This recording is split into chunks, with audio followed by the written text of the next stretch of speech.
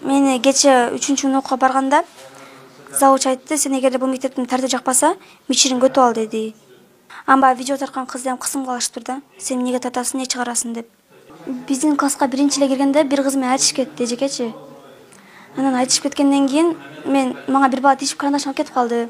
Анан эжеке айтсам, эжеке көңүл бурбай койду агачы. Анан кийин барып ошол баладан карандашымды алып келе жатсам, кызы мага сөгүнүп кыйкырды. Сен эмне бул жакта жүрөсүң деди. Ишин канча десем, апасы кыйкырды, эмне кылып жүрөсүң, сволочь деп үй бүлөм асылып кетти. Анан эжеке оозу карап сүйлөң, мен үй бүлөм асылбаган деп кыйкырышып кетти.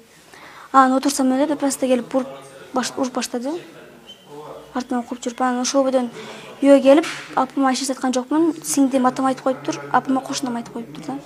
Ошондон кийин апам видеону кече көрүптүр. Анан ошондо мектепке барды.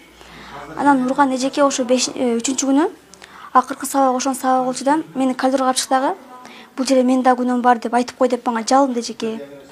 Эжеке мен эмнеге айттым десем, экөөбүз тең ачуулукка алдырып койдук, апаң келсе ошентип айт деди. Анан кийин видеону өчүрүп кой деди эле. Эжекеге айттым, эжеке бул видео тартып кетип турган, эмнесин өчүрөм дедим. Десем, эжеке кайта эки жака жүгүрүп мындай мага жалынып жүрдү да. Анан ошо урган күнү эле 23-майда үйүмө келип, мен бир шапалак эле урдум кызыңызды деп апамды кучактап ыйлаган, кечирим сурап. Анан апам эмне айтпай жүрүң деп мага дагы айтты. Атам кыжалчыгы менен жүргөн болчу апамчы. Айткан жокмун ошого.